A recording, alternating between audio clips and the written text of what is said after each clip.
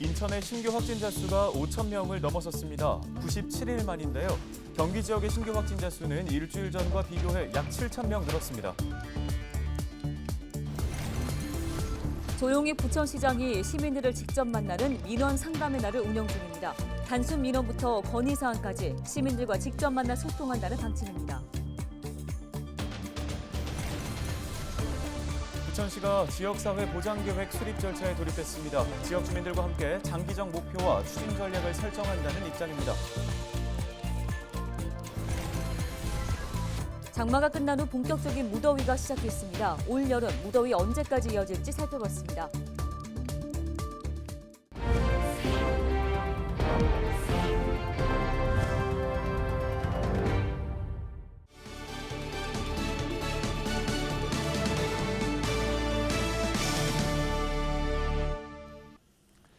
여러분 안녕하십니까? 헬로티비 뉴스입니다. 첫 소식입니다. 26일 0시 기준 인천의 코로나19 신규 확진자는 5,363명 발생했습니다. 인천 지역에서 신규 확진자 수가 5,000명대를 기록한 건 97일 만인데요. 이 중 부평의 확진자는 913명, 계양 지역의 신규 확진자는 520명입니다. 인천 지역의 감염병 전담병상 가동률은 26.4%, 중증 환자 전담 치료병상 가동률은 16.5%입니다. 26일 0시 기준 경기 지역 코로나19 확진자 수는 27,280명을 기록했습니다. 일주일 전과 비교하면 7,180여 명 늘어난 수치인데요. 부천 지역의 신규 확진자 수는 593명, 김포 지역의 신규 확진자 수는 920명입니다. 경기 지역의 감염병 전담병상 가동률은 32.7%, 중증 환자 전담 치료병상 가동률은 22.5%를 기록하고 있습니다. 인천시가 오는 8월 1일부터 도심 지역 3곳에 코로나19 임시 선별검사소를 다시 설치해 운영하기로 했습니다. 임시 선별검사소 설치 지역은 부평역과 인천시청 앞 광장, 송도 미추홀타워 앞인데요. 운영 시간은 평일 낮 12시부터 오후 8시까지, 주말과 공휴일은 오후 1시부터 오후 6시까지입니다. 임시 선별검사소에서는 유전자 검사, PCR 검사만 가능하며 검사 대상자는 의사소견서 등 증빙 자료를 지참해야 합니다. 인천시는 지난 6월 1일 확진자 수 감소에 따라 임시 선별검사소 운영을 중단한 바 있습니다. 하지만 최근 확진자가 다시 급증하면서 임시 선별검사소를 다시 운영하기로 했습니다. 다음 소식입니다. 민선 8기 부천시장실의 문이 활짝 열렸습니다. 일주일에 한 번 시장이 시민들을 만나는 날을 처음으로 지정해 운영하기 시작한 건데요. 네, 지난 18일 첫 만남 이후에 면담 2주차에 접어들었는데요. 이정화 기자가 현장 동행했습니다. 부천의 고질적 민원, 단연 주차 문제입니다. 17년째 부천 고강동에 살고 있는 박영진 씨가 쉽사리 해결되지 않는 주차난으로 부천시 민원상담실을 찾았습니다. 기존 주차장으로는 늘어나는 지역 내 차량들을 모두 수용할 수 없다는 판단 때문입니다. 매번 불편함만 가중되고 있습니다. 서울하고 바로 붙어 있지 않습니까?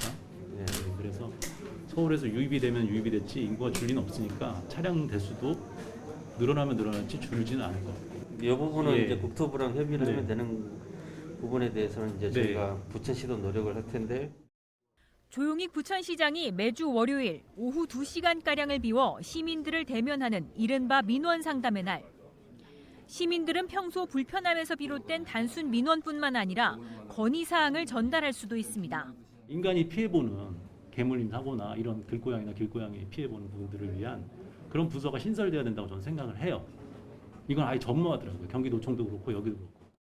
구민신문고와 시 홈페이지 게시판에 사전 접수된 민원에 한해 조 시장이 나서 민원 당사자를 만나는 시간. 민선 8기 들어 새로 시작한 시민소통 정책 가운데 하나로 그동안 시민들에게 높았던 시장실의 문턱을 낮추겠다는 게 목표입니다. 전화나 아니면 인터넷으로는 답답한 측면이 있을 텐데 또 그 직접 시장을 만나면 또 시장이 어떤 생각을 가지고 있는지 이런 내용도 직접 들을 수가 있어서 시민들은 훨씬 더 민원에 대한 해소를 하는 또 다른 방식이 될 것 같아요. 그동안 온라인을 통한 민원 접수에 다소 불편함을 느꼈던 고령층 시민들은 상담에 만족하는 모습입니다. 직접 설명을 하니까 온라인으로 해봤자 저도 나이가 좀 한 70이 다 돼가는데 온라인 한계가 있더라고. 한계가 해줄 수 있는 게. 근데 직접 만나면 일일이 설명을 하고 하니까 더 편리하고 좋더라고요. 그래서 하도 답답해서 한번 온 거죠. 상담을 원하는 신청자가 더 많아지거나 다양한 민원이 접수됐을 때 단순 상담에서 나아가 구체적 해결 방법이나 대책을 찾는 것은 앞으로의 과제입니다.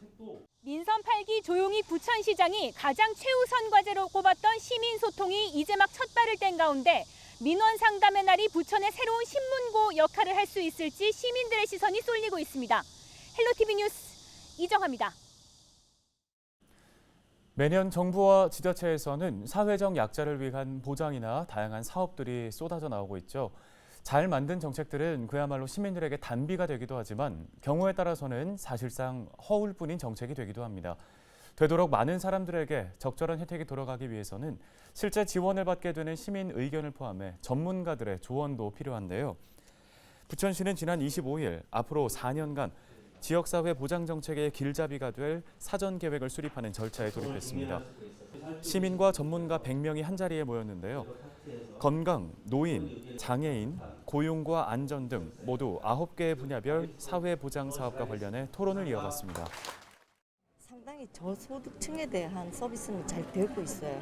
그런데 진짜 어중간한 그런 부분이 가장 부각시켜야 될 문제가 아닐까 저는 그렇게 생각합니다.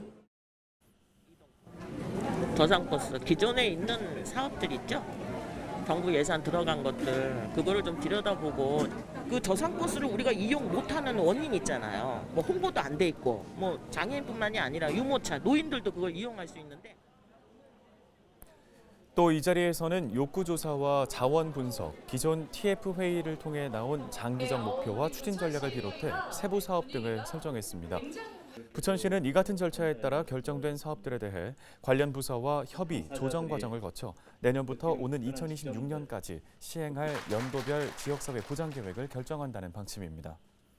우리 시도 2026년부터 초고령 사회에 진입합니다. 고령화에 따른 돌봄 공백의 문제를 해결하고 최근 노인뿐만 아니라 1인 가구 증가로 고독사 등의 사회 문제가 대두되고 있는 만큼 이 부분에 대한 정책도 필요하다고 생각합니다. 법으로 정한 지역사회 보장 계획은 사회보장급여 수급자를 발굴한다는 취지에서 지역별 특성에 따라 민관이 4년마다 수립하고 있습니다.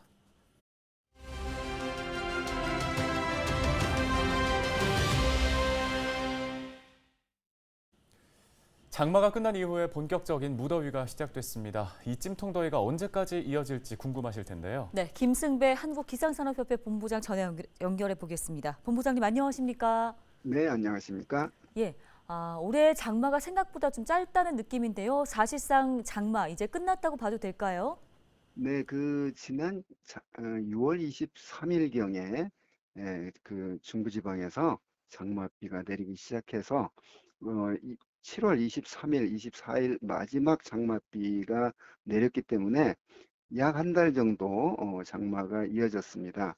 올해 장마를 되도록 분석해보면 중부지방에서는 많은 비가 내렸는데 충청 이남지방에서는 장마 기간임에도 불구하고 비가 적게 내려서 강수량에 큰 차이를 보였습니다. 봄부터 이어져 온 가뭄이 중부지방에서는 장마 때 해소가 됐는데 남부지방에서는 강수량 부족 현상이 이어지고 있는 상황입니다. 장마는 이제 24일 마지막 비로 끝난 것으로 보이고요. 그러면 이제 덥고 습한 공기가 우리나라를 덮으면서 폭염과 열대야가 이어지는 그런 본격적인 여름이 찾아왔습니다.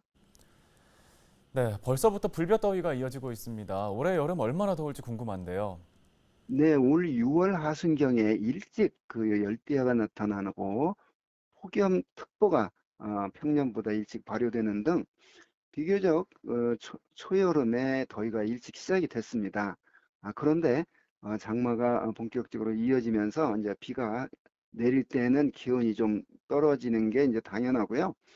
또 거기에다 7월 중순, 그 다음에 하순 최근까지 북쪽에서 찬 공기가 내려오면서 7월 중순 본격적인 한여름에 상대적으로 아침 저녁으로 선선함을 느낄 정도로 그다지 그렇게 강한 폭염이 없는 7월 중순을 보이는 행운의 여름이 됐는데요.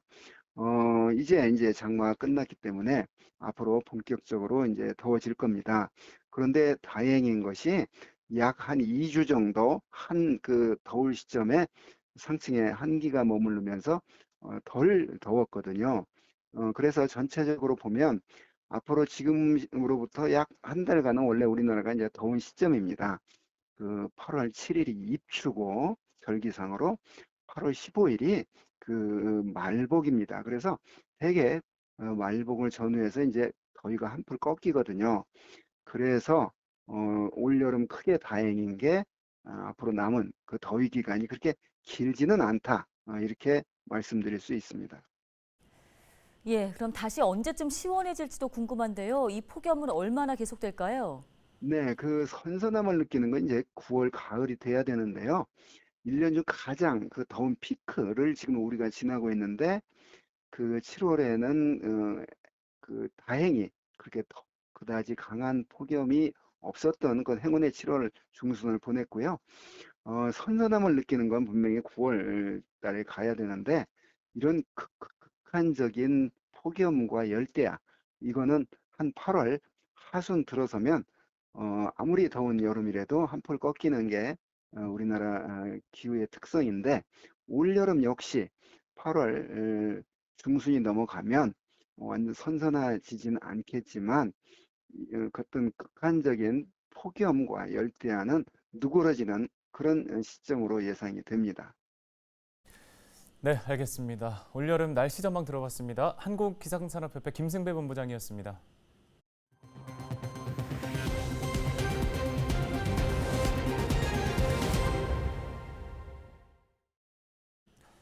김동연 경기도지사가 지난 25일 자신의 SNS에 도의회 정상화를 촉구하는 글을 올렸습니다. 김 지사는 민생이 우선입니다라는 제목으로 지난주 목요일 추경 예산안을 도의회에 긴급 제출했다며 원구성이 늦어지면서 보류된 상태라고 밝혔습니다. 긴급하게 추경안을 제출한 이유에 대해 취임과 동시에 결재한 비상경제 대응 민생안정 종합계획을 안정적으로 추진하기 위해서였다고 설명했는데요. 복합 경제 위기 앞에서 지방정부가 할 수 있는 건 그리 많지 않은 게 현실이라며 그래도 경기도민의 삶을 위해 할 수 있는 일이 있다면 도와 의회가 손을 맞잡고 신속하게 추진해야 한다고도 덧붙였습니다. 네, 이런 가운데 경기도의회 더불어민주당이 다음 달 원포인트 임시회 개최를 제안했는데요. 도의회 더불어민주당은 고금리 등으로 어려움을 겪고 있는 민생 경제를 위해 추경안 처리가 시급하다며 다음 달 초 원포인트 임시회를 열고 추경안을 처리하자고 국민의힘에 제안했습니다. 이를 위해 양당과 집행부가 협의체를 구성해 원구성과 추경안 처리 방안에 대해 논의하자고 덧붙였습니다. 코로나19 여파에 마음 놓고 문화생활 즐기기 어려운 요즘입니다. 김포 통진읍의 한 아파트에서 단지 내 주차장에서 편하게 즐길 수 있는 이색 음악회가 열렸는데요. 한국문화예술위원회가 후원하는 이번 공연은 사회적, 지리적 요인으로 문화를 향유하기 어려운 주민들을 위해 마련된 공연입니다. 공연을 준비한 예술단체는 클래식화, 팝페라, 트로트를 포함한 다양한 장르의 음악 공연을 주민들에게 선보였습니다. 인천 지역 시민단체가 해양 쓰레기 문제 해결을 위한 정책 마련을 인천시에 촉구했습니다. 해양 쓰레기 대책 마련을 촉구하는 시민 모임은 인천시청 앞에서 기자회견을 열고 이같이 주장했는데요. 앞서 인천시는 해양 쓰레기 저감 종합 계획을 수립하고 해양 환경과를 신설한 바 있습니다. 시민 모임은 인천시가 해양 쓰레기 저감을 위해 부서를 확대 신설한 것은 환영할 일이라면서도 해양 쓰레기 종합 계획이 현실화될 수 있도록 노력해 나가야 한다고 말했습니다. 특히 하수관로 등 육상에서 유입되는 해양 쓰레기가 전체 해양 쓰레기 발생량의 절반이 넘는다며 인천시 내부 부서뿐 아니라 중앙부처, 타 지자체와의 협력도 필요하다고 강조했습니다. 부평구가 민선 8기 공약 이행평가단을 위촉했습니다. 공약 이행평가단은 모두 35명으로 민선 8기 부평구의 공약을 살펴보고 주기적으로 점검 및 평가하는 역할을 맡게 됩니다. 부평구는 위촉식에서 공약 이행평가단의 역할과 의미에 대한 교육도 진행했는데요. 공약 이행평가단은 오는 8월 29일 공약사항 추진계획 보고회를 개최할 예정입니다. 헬로티비 뉴스 마치겠습니다. 네, 시청해주신 여러분 고맙습니다.